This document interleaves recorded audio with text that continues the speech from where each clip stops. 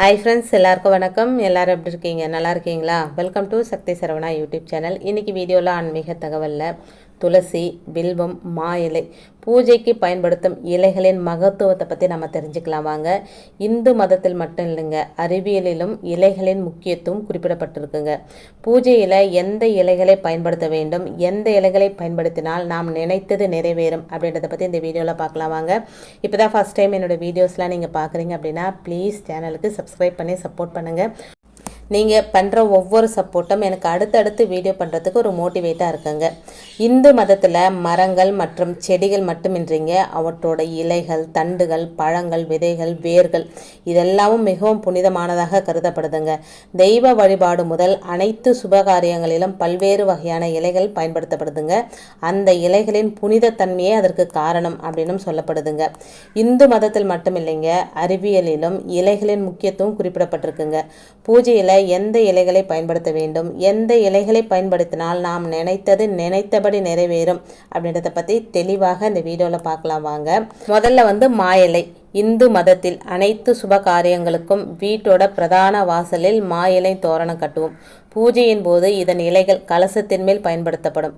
இந்து நம்பிக்கையின்படி மா இலை எதிர்மறையை நீக்கி நேர்மறையை பரப்பும் சக்தியாக பார்க்கப்படுதுங்க.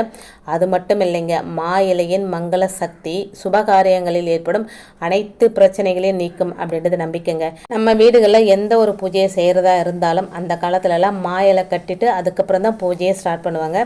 இப்போ நம்ம அதெல்லாம் மறந்துட்டோம் அப்படின்னு தாங்க சொல்லணும். மா இலைக்கு பதிலாக பிளாஸ்டிக் மா இலையை நம்ம கட்டி வைக்கிறோம். அதெல்லாம் எடுத்து தூக்கி போட்டுட்டு நம்ம வாரத்துக்கு ஒரு தரம் இல்லை மாதத்துக்கு ஒரு தரமாவது மா இலை வாசலில் கட்டும்போது நல்ல பலன் கிடைக்கும் அப்படின்னு சொல்லப்படுதுங்க.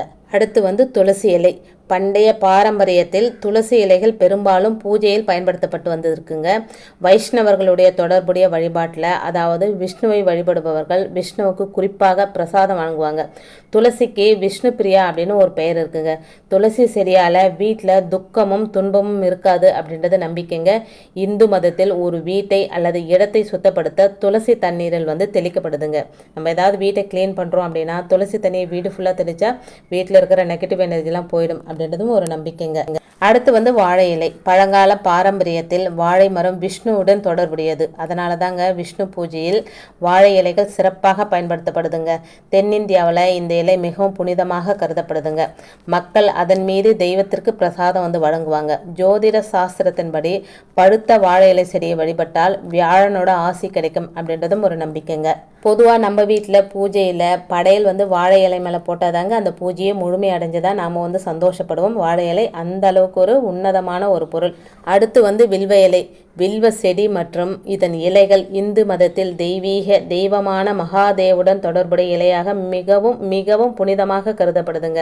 இந்த வில்வ இலை பில்வபத்ரே அப்படின்னு அழைக்கப்படுதுங்க. இது சிவபெருமானுக்கு பழம் அல்லது இலை வடிவில் வழங்கப்படுதுங்க.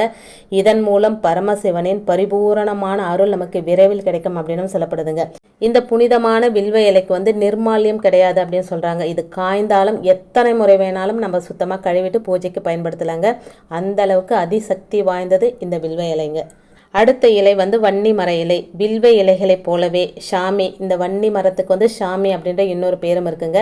வன்னி மரத்தோட இலைகளும் சிவபெருமானுக்காகவே அர்ப்பணிக்கப்படுதுங்க. இந்து மத நம்பிக்கையின்படி வில்வ இலைகளை சமர்ப்பிப்பதை விட சிவபெருமானுக்கு இந்த ஷமி இலைகளை, அதாவது வன்னி மர இலைகளை சமர்ப்பிப்பது பல மடங்கு புண்ணியம் அப்படின்னு சொல்லப்படுதுங்க. சிவனை தவிர சிவனின் மகனான விநாயகருக்கும் நீதியின் கடவுளான சனிக்கும் இந்த வன்னி மர இலைகள், அதாவது ஷாமி இலைகள் அர்ப்பணிக்கப்படுது. அடுத்து வெற்றியை கொடுக்கும் வெற்றிலை. மரபு வழி பாரம்பரியத்தில் வெற்றிலை மிகவும் புனிதமானதாக கருதப்படுதுங்க. அதனாலதான் இது தெய்வ வழிபாட்டில் சிறப்பாக வழங்கப்படுதுங்க. இது புதனின் சின்னமாக வெற்றிலை இருக்குங்க. வெற்றிலை பூஜைக்கு மட்டுமின்றி ஜோதிட பரிகாரங்களுக்கும் பயன்படுதுங்க. ஜோதிட ரீதியாக வெற்றிலை புதன் கிரகத்துடன் தொடர்புடையதுங்க. நம்மளுடைய பூஜை எதுவாக இருந்தாலும் வெத்தலை பாக்கு இல்லாமல் நம்மளால அந்த பூஜையை நிறைவு செய்யவே முடியாதுங்க. எல்லா ஒரு சுப நிகழ்ச்சிகளுக்கும் இந்த வெத்தலை தான் முதன்மை இடத்துல இருக்குங்க. அந்த அளவுக்கு இந்த வெற்றிலை வெற்றியை கொடுக்கக்கூடிய ஒரு இலைங்க. அடுத்த இலை வந்து எருக்க நிலை. சிவ பூஜையில் எருக்கலைக்கு சிறப்பு இடம் உண்டுங்க. சிவபக்தர் எருக்கலை இலையில ஓம் அப்படின்னு எழுதி சிவலிங்கத்திற்கு அர்ச்சனை செய்தால் சிவபெருமானோட அருள் விரைவில் உங்கள் மீது பொழியும் அப்படின்றத நம்பிக்கைங்க.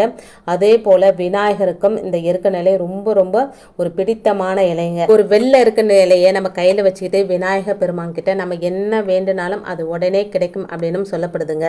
இன்னைக்கு வீடியோல இந்த புனிதமான இலைகளை நாம பயன்படுத்தும் போது என்ன பலன் நமக்கு கிடைக்கும் அப்படின்னு தெரிஞ்சுக்கிட்டு பயன்படுத்தும் போது அதுக்கு வந்து நல்ல பலன் நமக்கு கிடைக்குங்க. இன்னைக்கு வீடியோவில் நான் சொன்ன விஷயங்கள் உங்களுக்கு பிடிச்சிருந்தது அப்படின்னா ப்ளீஸ் சேனலுக்கு சப்ஸ்கிரைப் பண்ணி சப்போர்ட் பண்ணுங்கள்.